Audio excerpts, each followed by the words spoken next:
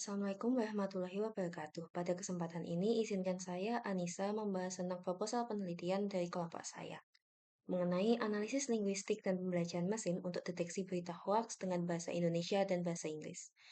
Yang mana proposal penelitian ini telah ditulis untuk memenuhi tugas ujian tengah semester mata kuliah data mining di Universitas Dianuswantoro Semarang. Sebelum membahas lebih lanjut, izinkan saya memperkenalkan teman-teman dari kelompok saya.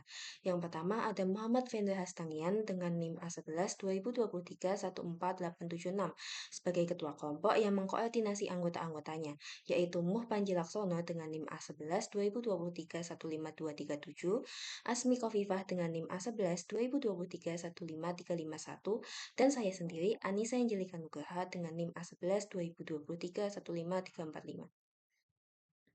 Cakupan materi yang akan saya bahas meliputi urgensi, yaitu pentingnya deteksi hoaks di era digital. Tujuan, mengembangkan aplikasi untuk membantu deteksi berita hoaks, metode Natural Language Processing atau NLP dengan multinomial naive Bayes, dengan luaran, laporan, dan aplikasi berbasis web. Dalam slide ini kita akan melihat sebuah survei dari Asosiasi Penyelenggara Jasa Internet Indonesia. Data dari APCI ini menunjukkan bahwa media sosial telah menambah lintas generasi, mulai dari generasi Z hingga baby boomers.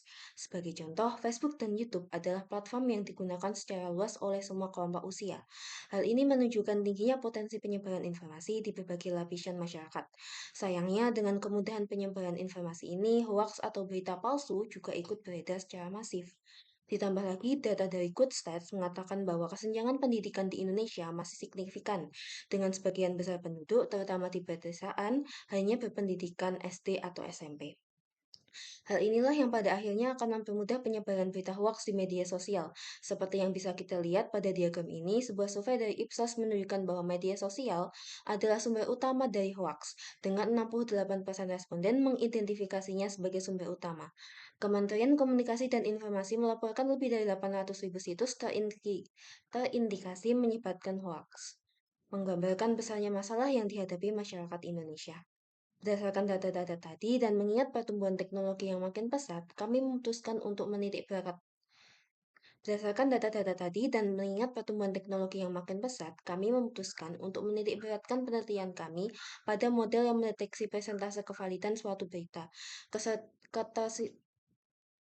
Ketersediaan dataset yang bercampur antara bahasa Indonesia dan Inggris juga terbatas. Oleh karenanya, diperlukan suatu dataset khusus untuk melatih model yang dapat menghasilkan akurasi yang tinggi. Pendekatan masalah kami berfokus pada pengumpulan dan pengolahan dataset serta penerapan NLP dan model klasifikasi. Penelitian ini dimulai dengan mengumpulkan dataset berita asli dan hoaks dalam bahasa Indonesia dan Inggris dari sumber terpercaya. Kemudian kami melakukan proses pembersihan data agar data tersebut siap dianalisis. Data yang bersih kemudian dianalisis menggunakan teknik NLP dengan TF-IDF untuk mengenali pola kata yang umumnya muncul di berita hoaks. Model klasifikasi digabung dengan algoritma multinomial naive Bayes atau NNP dan dievaluasi dengan metrik akurasi, precision, recall, F1 course, dan diuji dengan cross validation untuk akurasi optimal. State of the art di samping berisi penelitian terkait yang menjadi sumber inspirasi kami. Topik penelitian ini berfokus pada machine learning di bidang data mining menggunakan metode multinomial naive Bayes untuk deteksi berita palsu berbasis teks. Selama beberapa minggu ke depan, penelitian mencakup pengumpulan data, pemodelan, prototyping, dan pengujian. Hasil akhir dari sistem deteksi berita palsu adalah Hasil akhir ada Hasil akhirnya adalah sistem deteksi berita palsu berbasis web yang efektif. Metode penelitian dimulai dengan menentukan topik, latar belakang, dan tujuan. Selanjutnya, studi pustaka dilakukan tentang multinomial naive Bayes dan TF-IDF untuk ekstraksi fitur. Setelah itu, dataset berita dikumpulkan dan diproses untuk persiapan. Model deteksi berita palsu dibangun dan dilatih dengan algoritma yang ditentukan, dioptimasi jika akurasi belum optimal. Evaluasi dilakukan untuk mengukur akurasi dan Evaluasi dilakukan untuk mengukur akurasi dan diulang hingga mencapai hasil yang diinginkan. Kemudian diakhiri dengan interpretasi hasil dan penyusunan kesimpulan. Untuk lebih detailnya, Anda dapat melihat diagram alur yang telah disediakan. Pada bagian ini, saya akan menjelaskan metode penelitian yang kami gunakan. Pertama, melalui studi pustaka, kami mengidentifikasi berbagai penelitian yang relevan dalam deteksi berita palsu menggunakan teknik NLP. Sumber kami mencakup publikasi dari IEEE dan School Sumber kami mencakup publikasi dari IEEE dan Google Scholar yang memberikan wawasan tentang teknik analisis teks dan model-model yang mampu mengklasifikasikan informasi dengan akurasi tinggi. Selanjutnya, kami menganalisis beberapa masalah utama dalam penelitian ini, seperti penyebaran berita hoax, kemudian akan dataset yang mendukung berbagai berita, serta pemilihan algoritma yang tepat dan efisien. Selain itu, kami juga mempertimbangkan relevansi fitur yang digunakan setelah kesenjangan dalam penelitian sebelumnya. Terakhir, kami mengumpulkan dataset dari Kaggle yang mencakup data berita palsu dan asli sebagai bahan pelatihan dan pengujian model deteksi hoax. Gambar berikut adalah salah satu cuplikan dari dataset yang akan kami gunakan. Dataset ini dibagi ke dalam dua file, yaitu fact.csv dengan 23.502 artikel, berita valid, dan true.csv yang mana memuat 20.417 artikel berita hoax. Untuk bagian labelnya terdapat 4 label, yaitu label title yang memuat judul berita, teks memuat isi berita, subjek berita itu sendiri, dan date yang memuat tanggal publikasi. Diagram ini menunjukkan metode penelitian yang akan kami gunakan dalam pengembangan model deteksi berita hoax. Kami memulai dengan mengumpulkan 3 dataset, yaitu dataset Fact and Real News, kemudian Indonesian News Dataset, dan berita hoax Indonesia. Selanjutnya, kami melakukan tahap data cleaning untuk menghilangkan data yang tidak relevan atau mengandung noise. Selanjutnya, dilakukan data pre-processing yang mencakup beberapa langkah, mulai dari handling imbalance dataset untuk memastikan distribusi data yang lebih seimbang hingga langkah-langkah NLP seperti text recognition, penghapusan stop words, steaming, dan lemmatization. Hasil dari proses ini adalah data yang siap digunakan untuk tahap pemodelan di mana kami telah mengimplementasikan. Hasil dari proses ini adalah data yang siap digunakan untuk tahap pemodelan di mana kami akan Hasil dari proses ini adalah data yang siap digunakan untuk tahap pemodelan, di mana kami akan mengimplementasikan multinomial naive Bayes untuk mendeteksi berita hoax.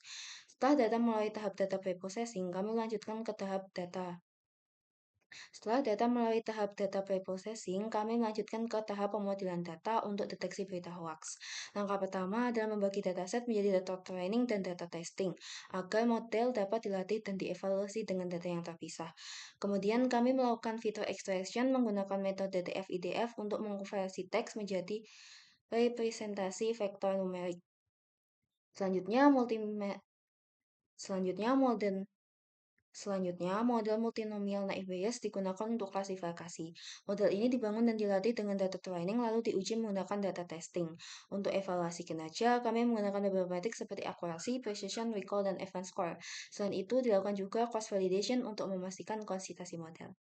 Pada penelitian ini, kami melakukan penel- Pada penelitian ini, kami melakukan penelitian menggunakan laptop dengan GPU RTX 4050 untuk mempercepat proses komputasi, serta menggunakan Visual Studio Code dan Python sebagai alat pemrograman utama. Dataset yang kami gunakan mencakup berita dalam bahasa Indonesia dan Inggris, di mana kami membaginya menjadi 80% data untuk pelatihan dan 20% untuk pengujian. Proses data preprocessing melibatkan penghapusan simbol dan kata tidak penting, kemudian menggunakan metode NLP, khususnya TF-IDF, untuk mengekstraksi fitur kata kunci dari teks berita.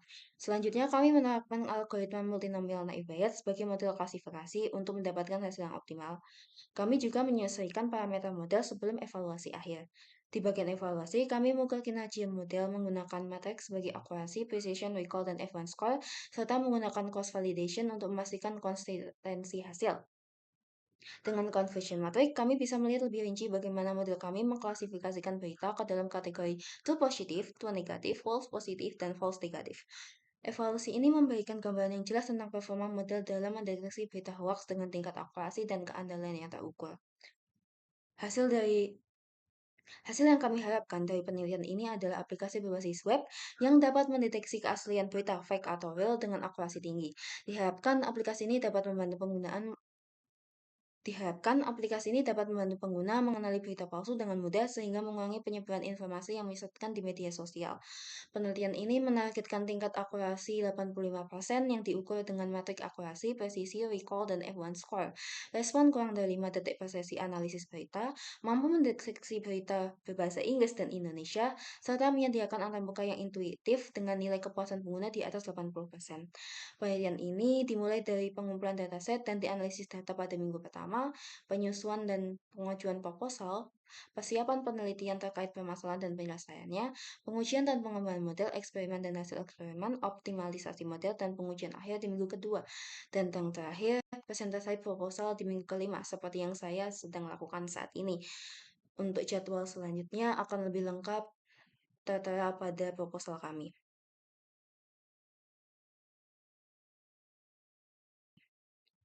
Sebelum penutup, ini adalah daftar referensi yang kami gunakan dalam penelitian kali ini. Sekian presentasi dari saya, kurang lebihnya mohon maaf. Semoga apa yang saya presentasikan dapat dipahami dan bermanfaat bagi Anda sekalian. Terima kasih. Wassalamualaikum warahmatullahi wabarakatuh.